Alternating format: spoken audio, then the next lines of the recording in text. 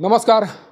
आज मैं एक ऐसे युवक से आप सभी को मिलवाने जा रहा हूं जिस युवक के द्वारा तमाम चुनौतियों का सामना करते हुए आगे बढ़ने की कोशिश की जा रही है। सोचिए कि जिसका दोनों हाथ ही दुर्घटना का शिकार हो गया हो, दोनों हाथ काम नहीं कर रहा हो और उसके बाद भी वह युवक ज़िंदगी को जीने की कोशिश कर रहा है, तो किस तरह के हौसले उस युवक के अंदर में है, किस तरह के हौसले को दिखाने की कोशिश की जा रही है उस युवक के द्वारा, इसे समझा जा सकता है। कारण कि मात्र पैरों के सहारे इस युवक के द्वारा तमाम कार्य किए जाते हैं और युवक पैरों के सहारे ही ज़िंदगी को जीने की कोशिश कर रहा है।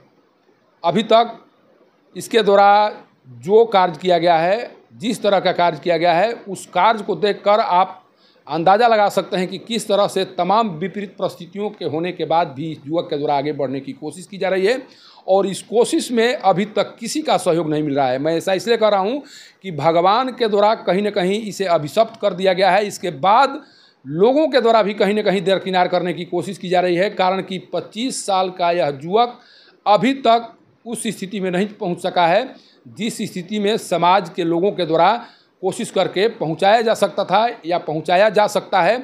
लेकिन इस तरह की कोई कोशिश सामाजिक स्तर से, प्रशासनिक स्तर से होती हुई दिखाई नहीं पड़ रही है, जिसके बाद युवक को लगता है कि जो कुछ करना है मुझे ही करना है।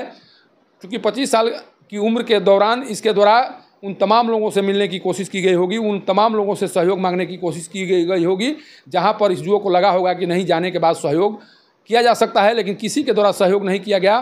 और इसीलिए युवक अब कुछ इस तरह का कार्य करना शुरू कर दिया है कि अब उसे लगता है कि इसी कार्य के माध्यम से हम आगे बढ़ सकते हैं, हमें आगे बढ़ने का रास्ता मिल सकता है। कारण कि जिसके पास दोनों हाथ न हो और कर ही क्या सकता है, इस युवक के द्वारा अब सोशल मीडिया का सहारा लेना शुरू कर दिया गया है और लोगों से लगातार अपील की जा रही है कि आप हमें सहयोग दीजिए, समर्थन दीजिए। लेकिन सोशल मीडिया पर भी सहयोग समर्थन नहीं मिल रहा है। सोचिए कि किस तरह से जब भगवान किसी को दरकिनार करते हैं तो लोग भी उसे सहयोग और सहायता नहीं देते हैं, सहयोग नहीं करते हैं। इस युवक की स्थिति को देखकर यही कहा जा सकता है और यही दिखाई पड़ रहा है। अभी तक इस युवक को न तो किसी तरह की कोई सरकारी मदद मिल सकी है और न ही अपने आप को सामाजिक सरोकार से जोड़कर सहयोग करने की बात कहने वाले लोगों से भी कोई सहयोग नहीं मिल रहा। ये दिखा रहा है कि किस तरह से लोगों के द्वारा वैसे ही लोगों का सहयोग किया जाता है जो सहयोग करने के लायक हैं। चूँकि यह युवक दोनों हाथों से दिव्यांग है और इसीलिए ये किसी का सहयोग नहीं कर सकता है, किसी के साथ चल नहीं सकता है, किसी के लिए कुछ कर नहीं सकता है। इसीलिए आज तक इसके लिए भी किसी के द्वारा कुछ नहीं किया गया है। नाम है रोहित तिवारी, शिवसागर प्रखंड के छोटकी चिनारी में घर पड़ता है। पिता मजदूरी करते हैं। कैसे ये घटना सामने आई, उसके बाद दिनचर्या कैसे चल रही है, सीधे रोहित से जानने की कोशिश मेरे द्वारा की जाएगी। कारण कि रोहित आज हमारे घर पर पहुँचे हुए हैं और घर पर पहुंचने के बाद इनके द्वारा कोशिश की जा रही है कि मेरे माध्यम से कुछ लोगों तक ये पहुंच सके, जो कार्य कर रहे हैं उस कार्य में मजबूती मिल सके, आगे उस कार्य को आगे बढ़ाया जा सके। इसी कोशिश के तहत ये आए हुए हैं।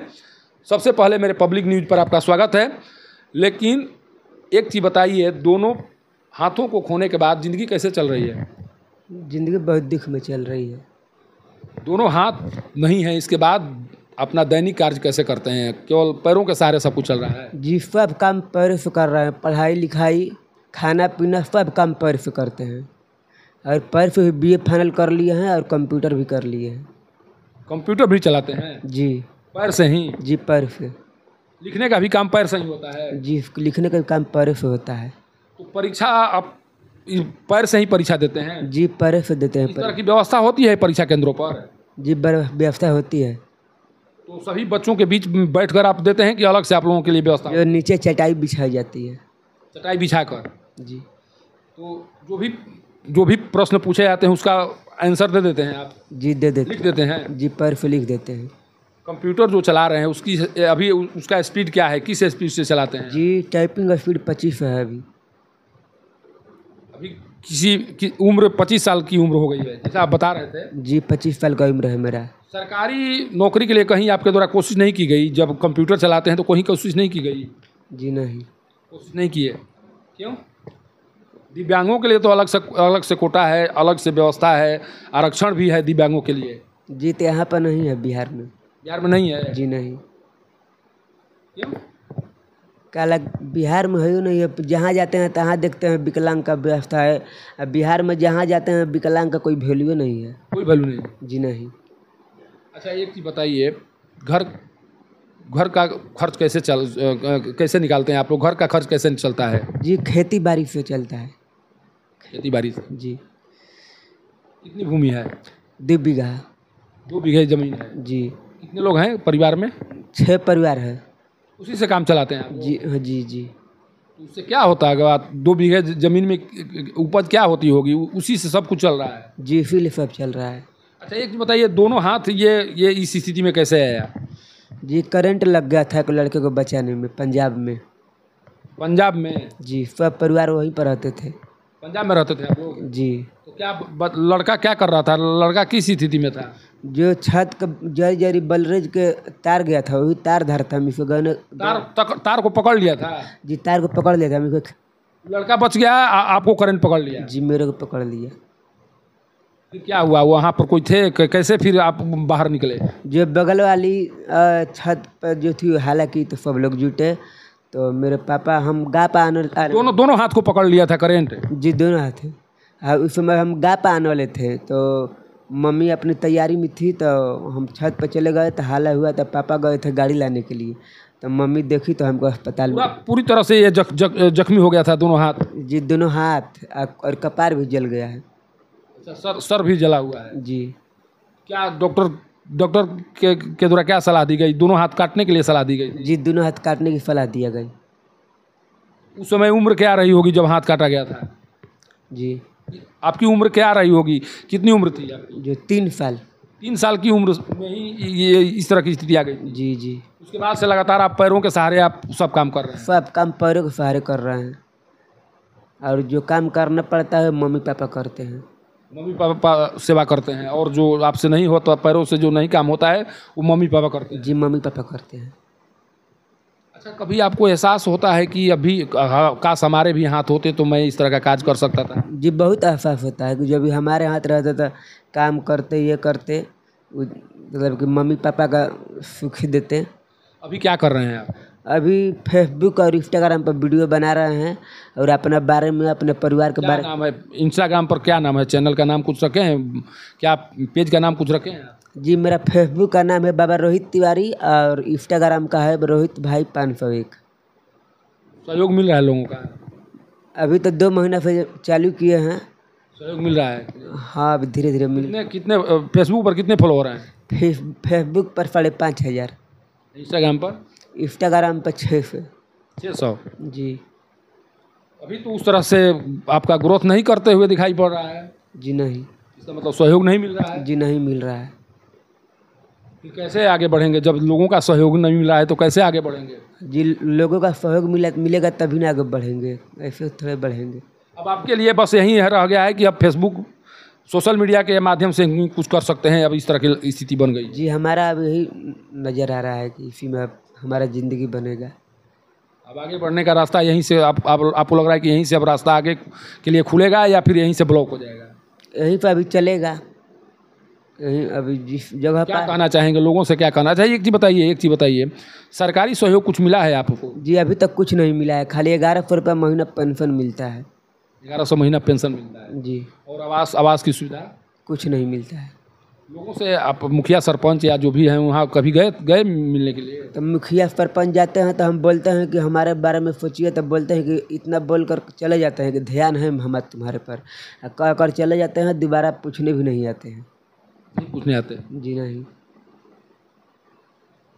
क्या कहेंगे जो भी आपके चाहने वाले हैं जो जिनके लिए वीडियो बनाते हैं, क्या कहेंगे उनके लिए? हम यही कहेंगे कि हमारा फेसबुक आईडी है बाबा रोहित तिवारी और यूट्यूब चैनल है रोहित भाई 501। हमारे चैनल को और हमारे वीडियो को आगे बढ़ाए और हमको मदद करें।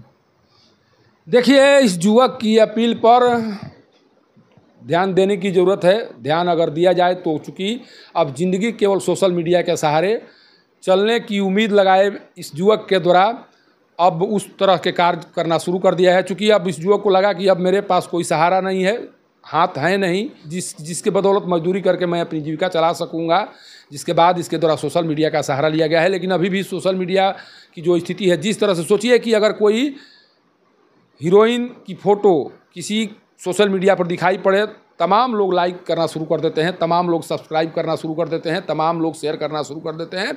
लेकिन दिव्यांग होने के कारण जिस तरह से सहयोग लोगों के द्वारा किया जाना चाहिए वो सहयोग नहीं किया जा रहा है। पता नहीं क्या चल रहा है मन में, क्यों सहयोग नहीं मिल रहा है, अब ये तो वही लोग जाने। लेकिन सहयोग नहीं मिलना दुर्भाग्य की बात है, कारण कि आप ही के सहयोग के बदौलत अब इस युवक की ज़िंदगी कट सकती है। पिता के पास मात्र 2 बीघे ज़मीन है और उसी के सहारे पिता परिवार को का खर्च चलाने की कोशिश कर रहे हैं। लेकिन आप सोच सकते हैं कि 2 बीघे ज़मीन के सहारे किस तरह से 6 परिवारों की ज़िंदगी कट रही होगी, अंदाज़ा लगाया जा सकता है। तमाम वो कार्य जो कार्य हाथ के माध्यम से किए जाते हैं, उन कार्यों को पैरों के माध्यम से यह युवक करता हुआ दिखाई पड़ता है। टकटकी निगाह लगाकर लोगों की तरफ निहारते रहता है कि कहीं न कहीं किसी न किसी के द्वारा कभी न कभी किसी तरह का कोई सहयोग कर दिया गया, जिस सहयोग के आधार पर मेरी ज़िंदगी बदल गई। तो हो सकता है कि इस युवक की ज़िंदगी में भी खुशहाली आ जाए, कारण कि भगवान के द्वारा अभिशप्त बना दी गई इस ज़िंदगी को जीने के लिए अब लोगों के सहारे की ज़रूरत है।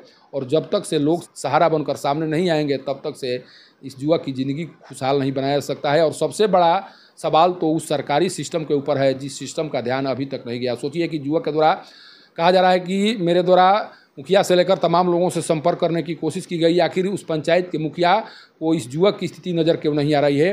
क्या इस युवक के द्वारा आपके सिस्टम का पालन नहीं किया जा रहा है, जिस कारण से इस युवक को अभी तक आवास की सुविधा नहीं मिल पा सकी है? और जब नहीं मिली है तो ये साफ तौर पर कहा जाएगा कि सिस्टम में वो दोष है, जिस दोष को दूर करने की स्थिति अभी इस युवक के पास नहीं है, जिस कारण से इस युवक को अभी तक तमाम सुविधाएं नहीं मिली। और जो दावा सरकार की ओर से किया जाता है वो दावा इस युवक को लेकर खोखली दिखाई पड़ रहा है और उस दावे में कोई दम नहीं है। अब उन लोगों को आगे आने की ज़रूरत है जिस लोगों के माध्यम से इस युवक की ज़िंदगी को खुशहाल बनाया जा सके, युवक की ज़िंदगी को अभिशप्त होने से बचाया जा सके। सासाराम से पब्लिक न्यूज़ के लिए सत्येंद्र चौबे की रिपोर्ट।